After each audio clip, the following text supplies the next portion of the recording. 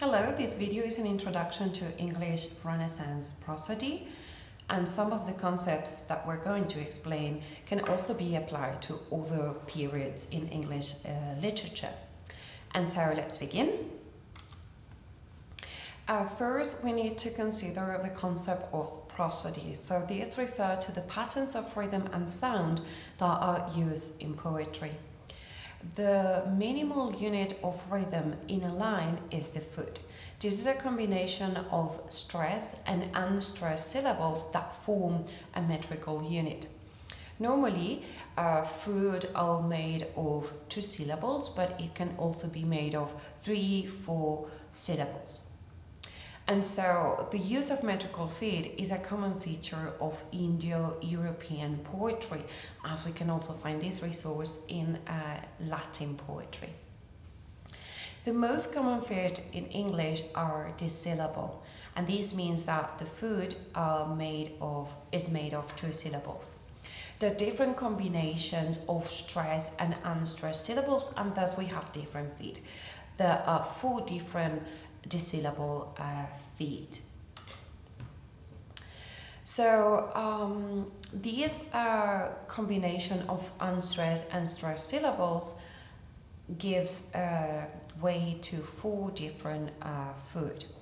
Notice that in the slide a dash means unstressed syllable and an acute accent stressed syllable. So the basic foot is the I am. This is made of one unstressed followed by stressed syllable, such as in the word alone. Don't be misled by the writing. So alone seems as a 3-syllable word, but actually is a 2-syllable word, alone.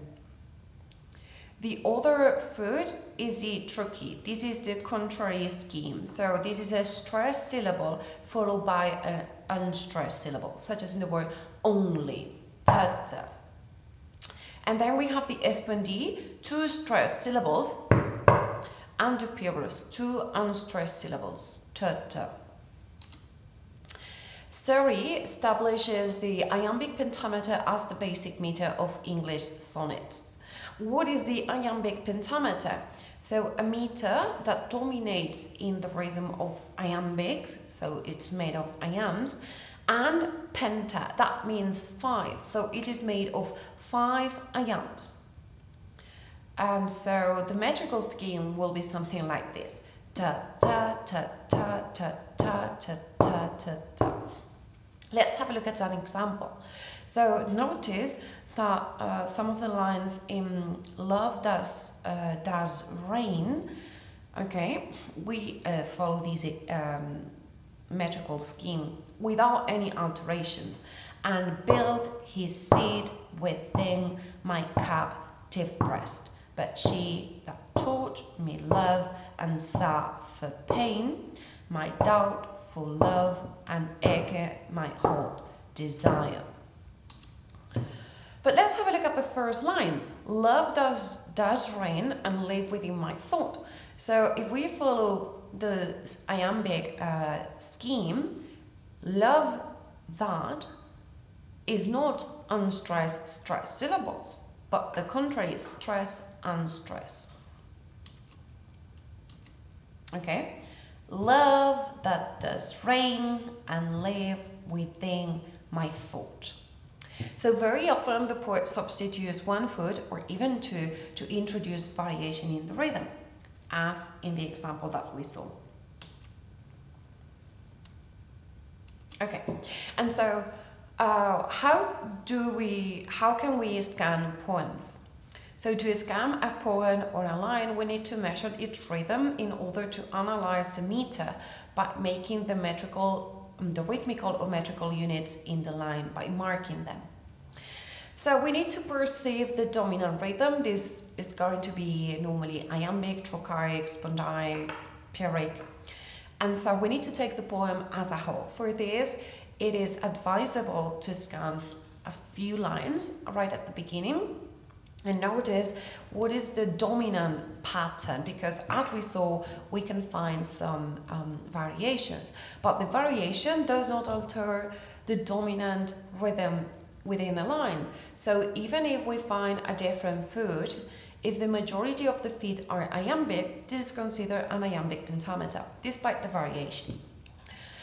And so we need to mark the natural accents in each line and count the number of syllables. For this, we need to mark foot divisions of the line that best fit the dominant rhythm. So we need to have a look at the number of accents and the number of syllables. Notice that it is sound, not writing, which governs rhythm. So do not be misled by the writing, by the words, but listen to the different syllables. Also remember that meter cannot violate the natural accentuation of a word. So these mean that the natural accent of a word is maintained. We also need to bear in mind that not all accents are equally important. So we have words that receive less accent than key words. So unimportant words like prepositions, articles, and adverbs do not normally carry the main accent in the line. When marking foot divisions, we need to take into account variations or licenses. So these are alterations, and you have a full list available on the student course. So we're not going to cover this. You also need to observe the caesura or the internal pause that marks the end of a sense unit. So normally the sense does not coincide with the end of a line or even the end of a stanza, but it continues into the other line or the other stanza. This is what we call enjambement or run-on lines. And so you also need to consider the effect of regularities and irregularities. So when analyzing a poem, notice what is the effect of regularity and, most importantly, the effect of irregularities. Why are these used in the poem? And finally, we're going to have a look at the structure of the sonnet. So the sonnet is made of iambic pentameters, and these are organized into 2 quatrains and 2 tercets. The quatrains have the same rhyme pattern, so this is A, B, B, A, A, B, B, A. And so they form an octave. The octave is where the main idea or argument of the sonnet is introduced. Then this is followed by 2 tercets, and this can be either CDE, CDE, or CDC, DCD. So we do find variations, and together they form the sestet. In the 8th or 9th line of the poem, we may find a change of idea, a turn of thought, or the volta. This is what we call the volta. Remember that the sonnet is a form originally from Italy, and so we use Italian words.